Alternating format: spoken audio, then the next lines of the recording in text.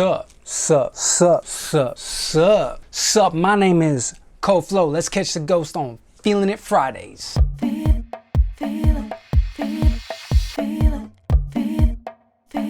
What is good? It's another Feelin' It Fridays where I bring to you some music that I'm feeling in hopes that you find a new artist, a new sound, a new record label, something that gets your motor running where you can go out and dance, produce, DJ, whatever it is that floats your creative boat these days.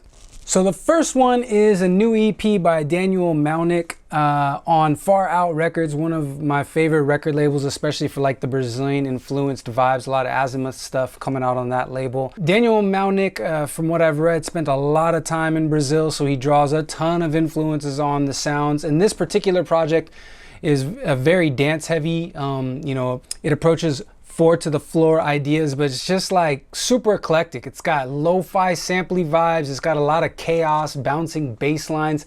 The particular track that I'm featuring here, even though the whole EP is super fresh, is called A Chance to See Again, and it's off the EP Música Encantada. There's a virtual version where you can go on Bandcamp, link below of course, and you can download the 3 tracks, including the track that we're gonna be looking at here in this episode. If you go and get the vinyl, you also get a bonus vinyl only track called Black Magic, which is phenomenal. Maybe we can listen to that in a future Feelin' It Fridays and we could do some vinyl review or what have you. Okay, so let's get into the goodness of what's going on with this track. A Chance to See You Again. As a general consensus in my dance movement inspired brain, this song has some very key components that I cannot get away from. They just inspire movement like no other. So one of those things is the groove, bounce, the beats, whatever you want to call it, the solid percussive ideas in this song are far from perfect. They're actually imperfectly perfect, where to me it sounds like a lot of saturation, a lot of like not well EQ'd, very much just like things glued together through the attrition of their sonic quality versus him trying to go in and engineer the fuck out of this stuff. And as a result, you get the drum kits, the hats, the chopped percussion, everything bounces and swings and just fits really well together. I'm not sure of his technique or approach and how he does this, but it just has such a good sense of groove and it's completely undeniable. And then when you mix that with his tasteful vocal chops that are just, quick little vocal chop stabs of this listen, and it's these really simple things that make the bounce groove aspect that can a lot of times be monotonous. You add the human element with some vocal chops and it automatically for me starts to break that movement monotony that sometimes comes by just focusing on that backbeat. Not to mention his arrangement has a lot of changing. He's doing lots of different things to like fill the end of musical phrases. And then when you put a bass line that is like a freaking alien funk player that just like is bouncing all over the place, a super cool bass line that's just like so wicked to fit and move around inside of this like really kind of broken vibe around this, what I guess could kind of be a disco-y backbeat but isn't really. You just get like this perfect storm of chaos between grit and dirtiness to crazy syncopation and groove. This song goes the fuck off. Let's go ahead and listen to kind of the beginning segment for a bit and you'll see what I mean instantly.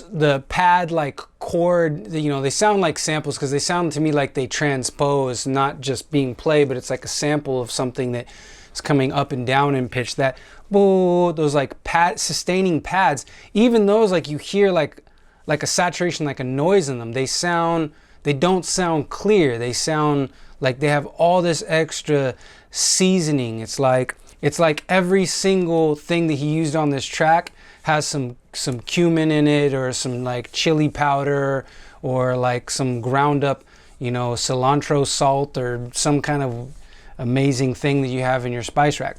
Everything comes together in an imperfect but perfect way, and it is super dance heavy. As the track progresses, the chaos just continues to ensue with different vocal chops and different ideas to never feel like things are going stale. You know, I always suffer with like, you know, overly long, kind of loopy, lengthy, unchanging things. And like this production technique to me feels like he's always filling in the gap, always making it interesting. You never go too long without it feeling too monotonous. You get some sort of change, some sort of new approach or reapproach of an earlier sample chop. The bass line feels like it never does the same thing, even though it does. Just super, really well produced, even though sonically it feels like, you know, from a technical production level, you're like, it's, you know, it could be so much clearer, it could be so much more sonically appeasing, but like that kind of like vibe of it is like lends way to this super complex other production technique with how he makes it feel so forever changing. Listen what I mean.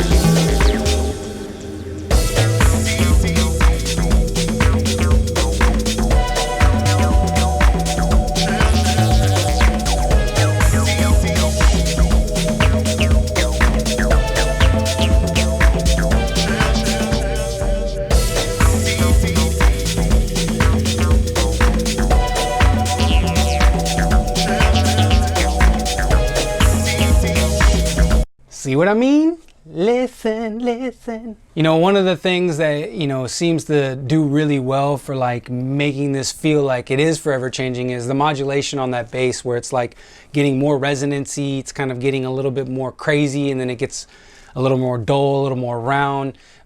Those constant changes that are like these little nuances of things that are happening, and all these fills and added bits and the percussive ideas, like again, it's like so many layers that are being changed in little ways constantly, just make for such a, you know, even though it's obviously like produced music, it just makes for a produced song that feels like it's being played live. I know it's not, but I think you can probably grasp what I mean by that. Just like so many subtleties being introduced and being taken away, that it gives it a more live approach. And for someone who really likes to improvise in their dance, it really keeps me forward thinking in terms of like expressing new ideas and coming up with new approaches and movement.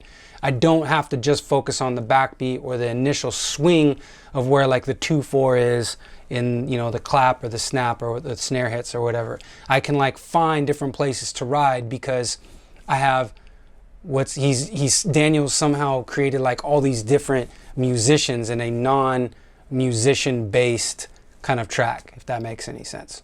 So there you have it, Daniel Maunick. I hope I'm saying his name right. I apologize if I'm not. And that's his new EP, Música Encantada. That song, A Chance to See Again, out on Far Out Records now. Again, links below. You can go pick it up.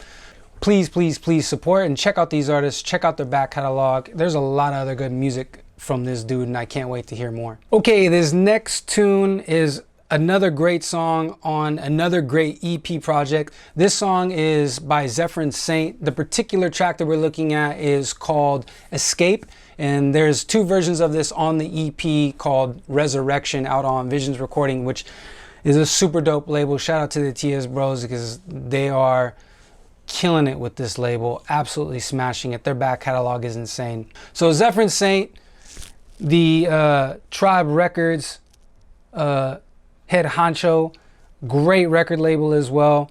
Zepherin is an amazing producer, been collecting his music forever and ever and ever, it feels like. And this particular project totally flipped my idea of his production on its head.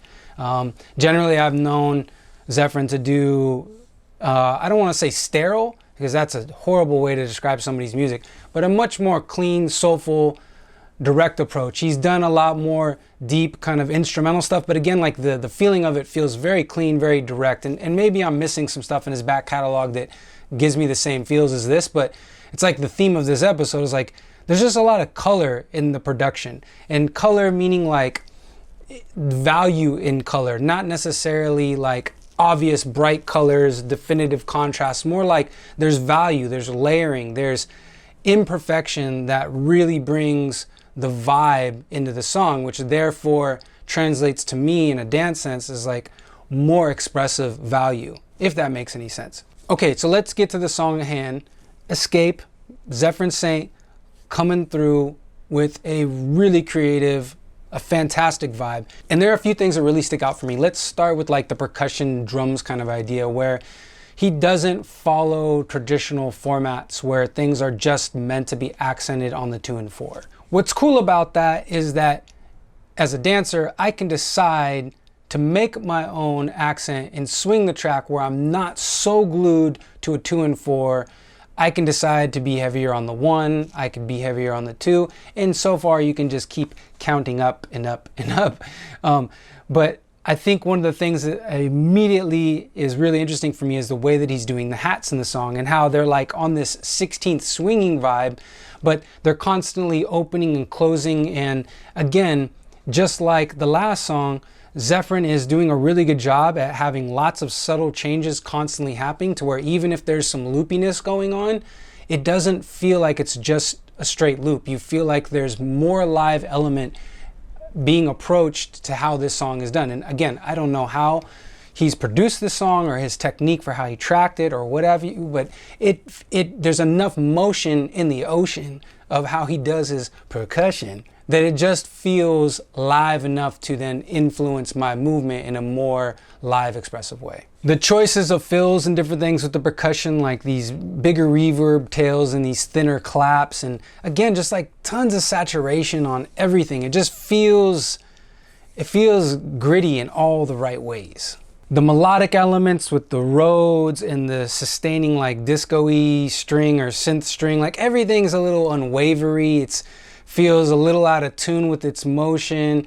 Things sometimes feel too thin, other things feel like a little bit too distant. It's like this mismatch of all these mismatches that end up gluing things together for the right vibe. Of course, heavy kick, and very similar to the last song, but in a different way. A bouncing round bass line that just sets the groove.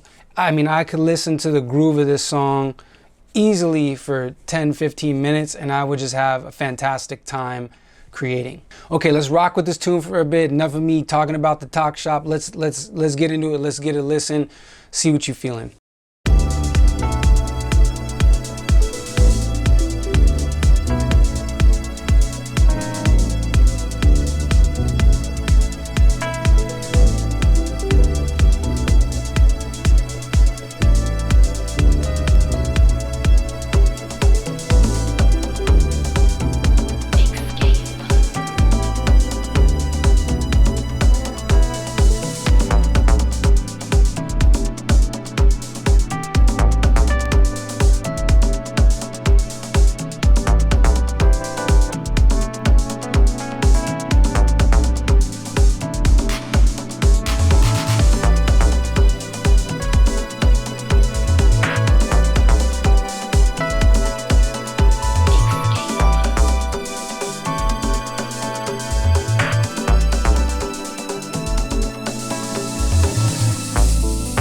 One of the things I really love is how the Rhodes is used in this song, where it's not like an in-your-face idea, but it's like such a substantial part of the substance of what makes the song feel more musical and less like just one note carrying through. I'm a sucker for good chord voicing. inside of the Rhodes, and just the timbre of a Rhodes in general. It's my favorite instrument by and far, my favorite instrument to play, my favorite instrument to listen to. Whether it's Rhodes music, like you have guitar music, whether it's like a Bob James Rhodes music, or it's used in this way where it's like it's the substance to what goes on behind the groove, in my opinion, with that what he's done with his percussion and his bass line. And the way that Zepherin Saint creates energy in the track is also not just like, I'm gonna add an up hat, I'm gonna add extra shakers and different things. Like, some of the interesting ways that he adds energy is by adding other timbres that contrast some of the timbres that are already being used in percussion and whatnot. And he does it by having these really cool syncopated groove patterns. And they're done in a way where gaps get filled. Again, it's like these, I don't want to say non-traditional, because there's always a tradition to how you can get these things to work. And it's super cool how it's like this, not what you would expect way to add energy. It fills in these gaps. It has that same kind of coloration that everything else has had, and it lends these small things that have these tremendous impacts, and you can really hear it after the first break. And as the song continues to progress down the chain of the arrangement, there's sections that things start to get bigger, you get more sonic kind of like blanketing, things get, I don't want to say messier, but like from a sonic wall standpoint, more starting to just lay onto your eardrums. And it's all done in a way that, again, the groove never lets go. It's relentless. You never forget that it's there, because nothing's trying to take your attention away from the bottom of what's going on with the tune, which I think makes for like really good house music in general, when you always have a solid groove. But like these other things, again, come in and they lay down all this coloration, and it just continues to work and work and work. And it's, again, one of those songs that I don't really want to end, but of course eventually does. Let's listen to one more small snippet so you can get a taste of what I was talking about with how Zepherin uses some of these small changes and different timbres to be able to create more energy, as we listen to the section that comes off of the first initial break, and see what you think.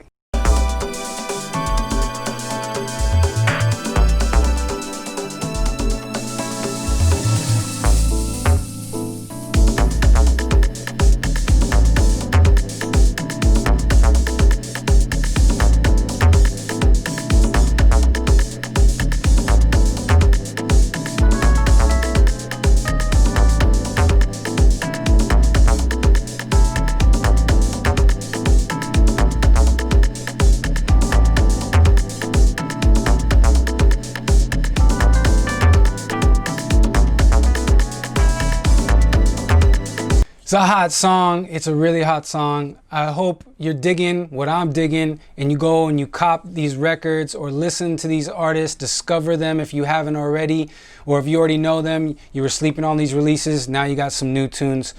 Again, that last song was Zepherin Saint off the Resurrection EP on Visions Recordings. The song we're listening to was Escape. Link below where you can pick up your copy on Bandcamp in the description. Of course, there is a 12-inch vinyl of both of these songs in this episode of Feelin' Friday, so if you are a collector, add these to your collection. You won't be sorry.